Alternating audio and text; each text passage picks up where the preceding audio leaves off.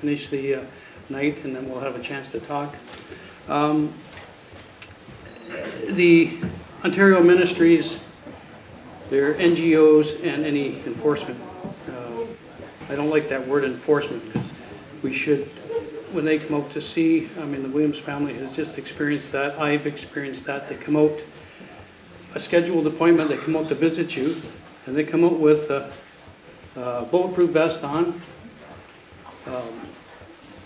body armor, and a sidearm just to come out and talk to you. It's intimidation. That's all it is, and it's scary.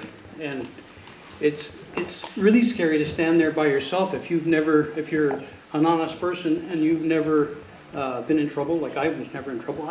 Actually, the first time I invited them in to show them what a good job I was doing, and that was a nail in my coffin. Were they impressed? No, they weren't impressed. All they did was take inventory, build a case, and use everything against me. They don't set foot on my property anymore. They know who the landowners are. And when you, as Peter found out here the other week, as soon as he mentioned the Ontario Landowners Association, everything just kind of settled right down. Jack used to describe the Ontario Landowners Association when they showed up at a demonstration or a rally or whatever as a bunch of gray-haired, pot-bellied old men. Well, we can't use that description anymore with somebody like Cindy, and we have a few other very powerful, intelligent women in our organization now. And Cindy knows who I'm talking about. A lot of our information comes down. Our our head of research for the Ontario Landowners Association is a director on the Canadian Justice Review Board, Elizabeth Marshall. A wealth of information, and I tease her all the time. I describe her as a woman that's 50 years old, and if she was 12 years old, they'd have her on medication. And you always know when Liz is in the room because she struts everywhere she goes. She's on a mission. Anyway, I told Jack this story about, I think when Betty first contacted me, it was just after we went to Georgetown. As the media said that there was 150 landowners going to descend on Georgetown at the head office of the Niagara Escarpment Commission. And we did. And it was a great day. CHCH recorded that whole day there. And then Al Sweeney went back to do some research to come out and interview some of the special needs people that shoot at my archery range, and the footage had all mysteriously disappeared. But in landowner fashion, we record everything. We film everything. We take pictures to keep everybody honest on both sides. So we had hundreds of copies of that day right across the province. And so Al came out, got a copy of that, went back, did his research, and then come back, and we were on the Global National that evening. When we got there that day, Jack and Merle Bowes and were coming from Ottawa, so they hadn't got there yet. We were setting the soapbox up. We taped back off government signs across the doors going into their office. And we were setting up the soapbox. We had several people speak off the soapbox. Some people worked for the government. And I could see these police officers come in. They called the police on us. And they were walking around with a piece of paper, and I still have very good ears, and I could hear them mention my name. So I walked right up. To him, the police officer, and I stuck my hand out. And I said, "Boy, am I ever glad you could make it here today." I said, "We really need you here to protect us from this government."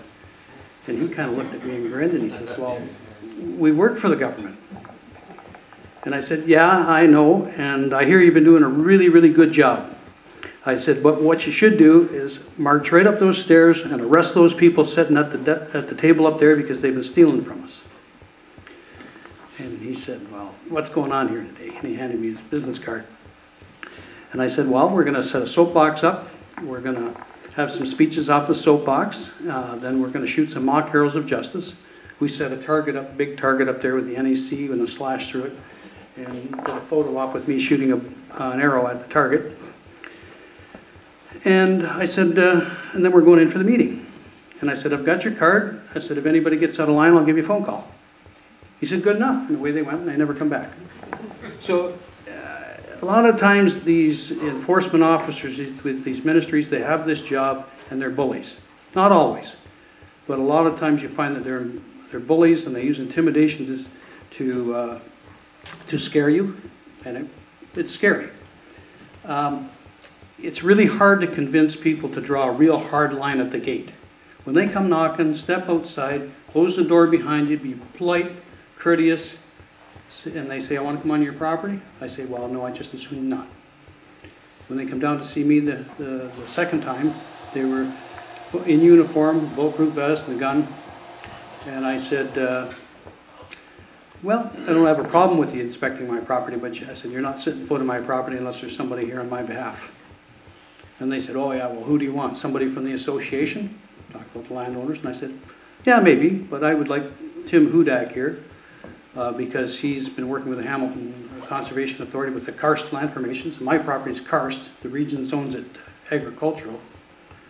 And I said, I want Dean Allison here because, and the directors of the Ontario Landowners Association because they're well versed in property rights. At that time, Dean Allison had just put forward a bill to have property rights enshrined into the Constitution, which failed. And so it went on like that. And he said, well, how soon can you put that together? I said, well, maybe a couple weeks. He said, you can't do it today. And I said, no. He says, well, I drove all the way down from Georgetown. Well, I said, you really should have phoned and made an appointment. But that's what it is. And I try and impress that on people when you have these, when somebody comes knocking, you do not have to allow anybody on your property. A police officer can't come on your property without a warrant or unless there's an emergency. That's your property.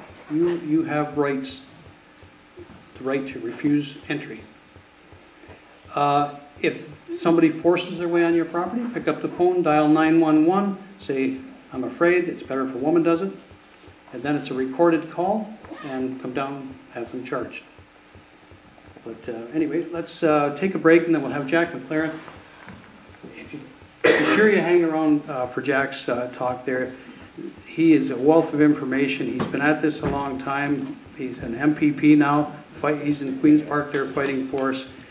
As former president of the Ontario Landowners Association, he's once you get to know Jack, you'll find that there's not too many politicians out there that will fight for you like he will.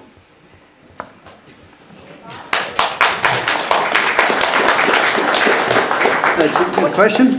What do you do? Who are you? Who am I? Yeah. I'm just a guy. just well, a landowner. That's all. Okay. Well, if you come up and talk to Stefan, he can tell you how to look after that. Yeah, he might be able to help you out with something like that. But, that's a hard one. That's just trespassing. That's called stealing.